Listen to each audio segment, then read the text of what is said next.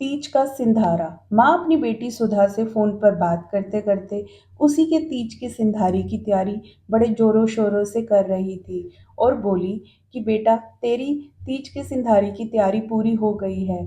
कल तेरे भाई भाभी तेरे घर आएंगे तेरा सिंधारा लेकर। और हाँ, तू अपनी भाभी की पसंद की दाल मखनी जरूर बनाना। तुझे तो पता है ना, तेरी भाभी को तेरे हाथ की दाल मखनी कितनी पसंद है।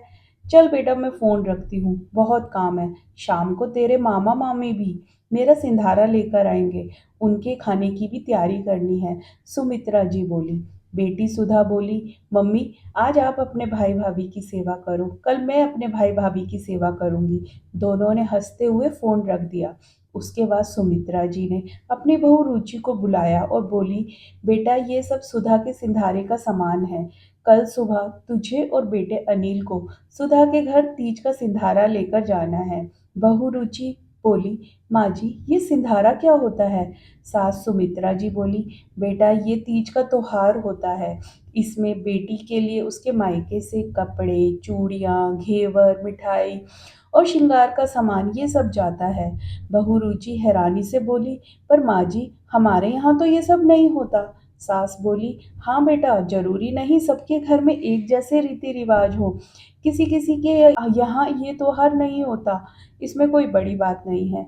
चल बेटा, मैं बाजार से कुछ नाश्ता पानी लाती हूँ, शाम को मेरे भाई भाभी भी तीज का सिंधारा लेकर आएंगे। बहू सोचते सोचते अपनी माँ को फोन मिलाकर बोली, मम्मी, आपको पता है तीज का सिंधारा क्या होता है। हमारे यहाँ दीदी के लिए सूट, श्रृंगार का सामान, घेवर, मिठाई, काफी कुछ देते हैं।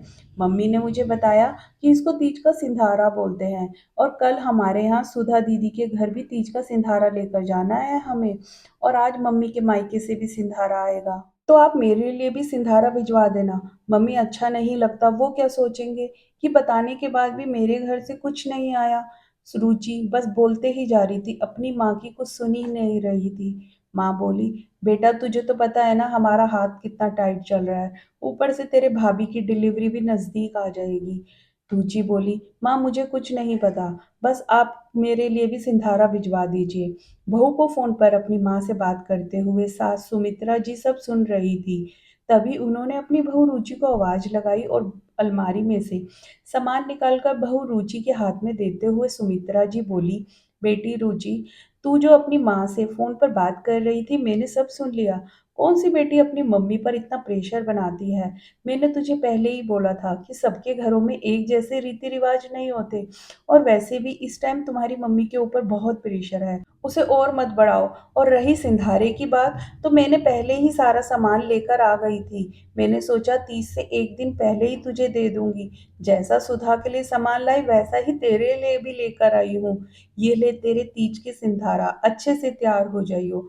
दोस्तों, अगर आपको ये कहानी अच्छी लगी हो तो कमेंट करके जरूर बताना, क्योंकि जिस सास ने बहू में बेटी देखी है उस घर में हमेशा खुशियां ही रहती हैं।